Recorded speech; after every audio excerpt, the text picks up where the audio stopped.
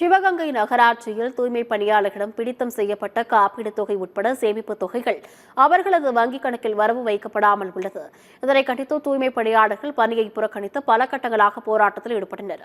இதுகுறித்து எமது செய்தியாளர் பாஸ்கர வேலு தூய்மை பணியாளர்களிடம் நடத்திய நேர்காணலை தற்பொழுது பார்க்கலாம். இப்போ நம்மளிடையே உள்ளாட்சித்துறை ஊழியர் சங்கத்தினுடைய மகரையாக இருக்கிறாரு. அவரிடம் கேட்டு தெரிஞ்சுக்கிறோம். ஐயா, இந்த துப்புரவு பணியாளர் தூய்மை பணியாளர்களுக்கு என்ன பிரச்சனை, இந்த போராட்டம் பண்ணுறாங்களே, இதனுடைய முழுமையான விவரம் என்ன? நகராட்சி பெரிய நகராட்சி, தொழிலாளிகள் ஒரு 400 தொழிலாளிகள் தேவை சரியாக செய்யணும்னு சொன்னால். அதில் 150க்கும் மேற்பட்ட நிரந்தர தொழிலாளிகள் இருந்த இடத்துல இன்றைக்கி 65 தொழிலாளியாக சுருங்கிருச்சு. அதை ஈடுகட்டுறதுக்கு அவுட் சோர்சிங் டம்மில் ஒரு 100 தொழிலாளிகள் கான்ட்ராக்ட் லேபரு. அதாவது நிரந்தர தொழிலாளிகள் சொசைட்டியில் பணம் வாங்குறாங்க கடன். அந்த கடனுக்கு டிபார்ட்மெண்ட்டில் பிடிச்சி செலுத்தணும்.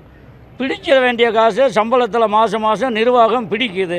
அந்த காசை திருப்பி சொசைட்டிக்கு கெட்டுவதில்லை.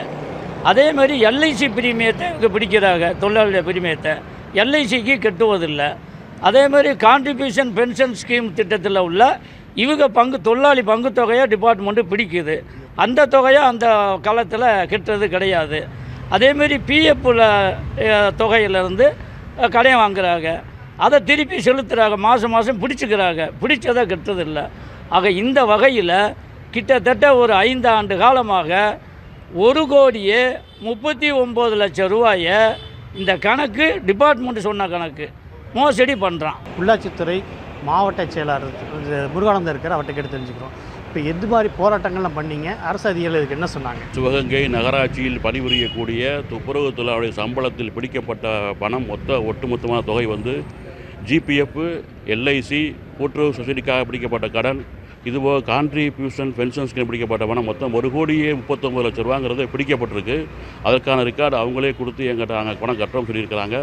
இது விஷயமாக 4-5 முறை காத்திருப்பு இயக்கம், மாதந்தோறும் மனு கொடுத்து என்னாச்சு என்று கேள்வி கேட்பது, வால்பூசல் அடிப்பது, இயக்கங்கள் நடத்துவது என்று பலகட்ட பாடம் இயக்கம் நடத்தியும் செவிசாய்க்கவில்லை இந்த அந்த நிர்வாகம். சொசைட்டி போடலை, எல்ஐசி போடல, பிஎஃப் போடல, எதுவுமே போடாமல் என்னோடய வாழ்வாதாரம் ரொம்ப அவசியமாக இருக்குது. காலைல 5 மணிக்கு எழுந்திரிச்சு மையம் படித்தானா படிக்கலையா, தூங்கி எழுந்திரிச்சானா எந்திரிக்கானோட பார்க்காம இந்த நாட்டுக்காண்டி, இந்த நகராட்சி ஊருக்காண்டி உழைக்கிறக்காண்டி பிறந்திருக்கோம் நாங்கள்.